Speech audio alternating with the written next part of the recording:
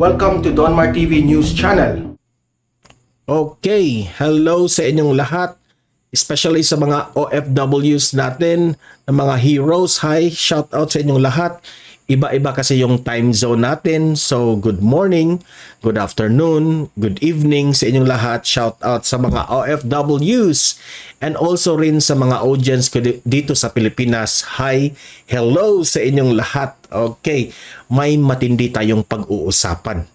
Itong embahada ng Pilipinas sa Spain, binatikos raw ng mga netizens. Yan ang sabi ng mga mainstream media ngayon. Dito sa social media, kumakalat kasi yan. Dahil pinalabas na itong Made in Malacanang at itong embahada ng Pilipinas sa Spain, ini-promote itong Made in Malacanang. Marami raw pumapalag na mga netizens.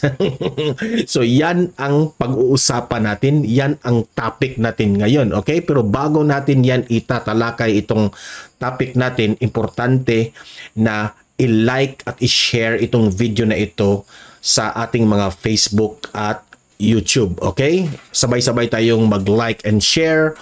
1, 2, 3, go! Okay, naka-like and share na lahat. Importante yan para kakalat itong video natin. And also guys, i-follow and i-subscribe ang Donmar TV sa ating Facebook at YouTube. Okay, importante yan para lagi kayong updated dito kay Presidente Bongbong Marcos at sa mga galawang politiko, especially itong Made in Malacanang. Okay, so sabay-sabay tayong mag-follow and subscribe sa ating Facebook at YouTube. Ready? 1, 2, 3, go! Okay, naka-follow and subscribe na lahat. Okay, so let's move forward. Ito nga, pinagkakaguluhan ito sa Spain. Mga Pilipino, mga OFWs raw sa Spain, pumalag raw dito sa embahada ng Pilipinas sa Spain. Dahil raw sa social media ng embahada ng Pilipinas ay nag-post sila promoting Made in Malacanang. Yan ang sabi ng mainstream media. Okay? So, ang mga netizens raw, no, umalma, mga OFWs dyan. By the way, talking about OFWs, hi sa inyo, Nelda Reynolds. Maraming salamat sa 500 stars. Okay? Ma'am, ito present na naman itong si Ma'am Nelda Reynolds. Okay? So, ayan. Maraming salamat, Ma'am Nelda Reynolds. So, mga OFWs nga, pumalag dito. Umalma. Dahil raw bakit raw prinomote itong Made in Malacanang sa embahada? Grabe. So, sabi yan ng mga mainstream media, no? Pero para sa akin, yung mainstream media, no, exaggerated lang yung mga sinasabi nila. Para sa akin, yung pumalag diyan ay yung mga dilawan, mga pinklawan. Yan na naman ang pumalag dyan. Mga OFWs dyan na mga pinklawan sa Spain, yung sumuporta kay Leni Robredo, yan na ang pumalag. Natalo kasi si Santa Mama, yan si Leni Robredo. Kaya pumalag sila dito sa Made in Malacanang. Shooting na kasi, showing na kasi ito sa Spain. September 10 nagsimula. Plus, i-promote ito ng embahada ng Pilipinas, pumalag sila. Nandyan pa rin yung galit. So, ang tanong, bakit raw promote ito ng embahada? Kasi nakikita ko yung mga comment doon eh. No? Nag-post yung embahada ng Pilipinas tungkol dito. Nakikita yung maraming mga pinklawan doon nagsisigaw, galit na galit. Di pa rin naka-move on.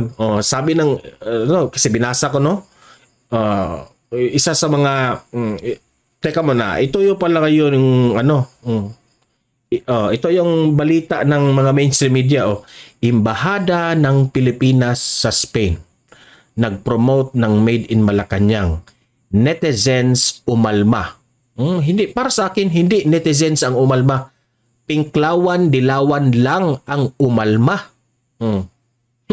Mainstream media, wag niyong sabihin na pumalag yung mga netizens. Dahil sa Spain, maraming mga BBM Inday Sara supporters dyan. Maraming gusto ang movie. Okay? So wag niyong sabihin ng netizens, mga pinklawan, dilawan yung mga umiiyak dyan. So, ang tanong dito raw, nakita ko yung mga comment section dito, bakit raw prinomote ito ng Embahada ng Pilipinas na ito raw made in Malacanang ay kasinungalingan raw ito ng mga Marcos. Hindi nyo pa nga napanood, kasinungalingan na naman. Nangyari yan sa loob ng Malacanang. Hindi natin alam kung sila lang ang nakaalam kung ano ang nangyari doon. Kaya ginawa niya na ng movie. Bago kayong bumatikos, panoorin nyo muna. Bago kayo magsabi na kasinungalingan ito. Di ba? Birthday pa naman ni Ferdinand Edralin Marcos kahapon. Di ba? So kayo, inggit lang kayo. Happy birthday pala sa ating Ferdinand Marcos Sr. Happy birthday, sir. Okay. Mabuhay kayong lahat, mga Marcoses. So, reasons, no? Para sa akin, ang rason dito, bakit prinomote ito ng Embahada ng Pilipinas sa Spain, ay kasi ang Made in Malacanang talagang box office. Maraming nanood, nag-generate ng income. Yung income dito, pupunta sa tax ng Pilipino. Pupunta sa tax ito ng Pilipinas. Di ba? Kaya yan promote. Proud ang Embahada ng Pilipinas na nag-promote dito sa Made in Malacanang.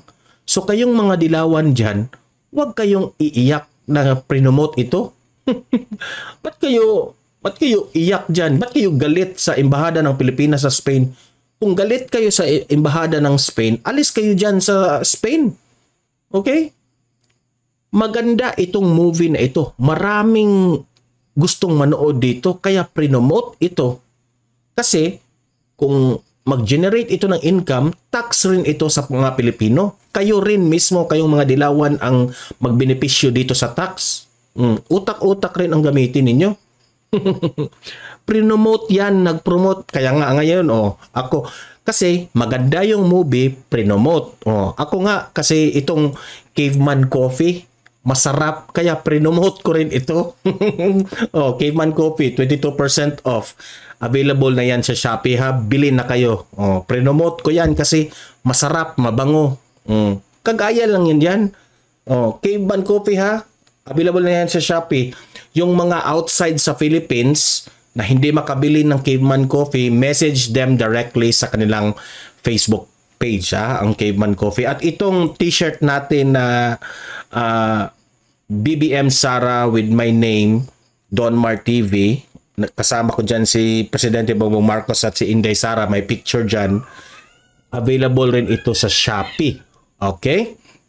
So, bili na kayo bilang suporta sa akin. Okay? Yung outside Philippines, the same, message nyo ako para ma-instruct ko kayo kung saan kayo ilagay ng link para makabili kayo ng t-shirt. So, ayan. Prinomote yan ng Embahada ng Pilipinas for a reason. Malaking tax yan kasi maraming manonood. Kaya prinomote yan. Alangan naman i-promote si Santa Mama ninyo. Di ba? So, para sa akin, kayong mga dilawan, move on na kayo. Tapos na yung election, mag-move on na kayo. Okay? Natalo na yung Santa Mama ninyo, si Leni Robredo. Pati nga si Leni Robredo, naka-move on na. Kayo pa ang hindi naka-move on.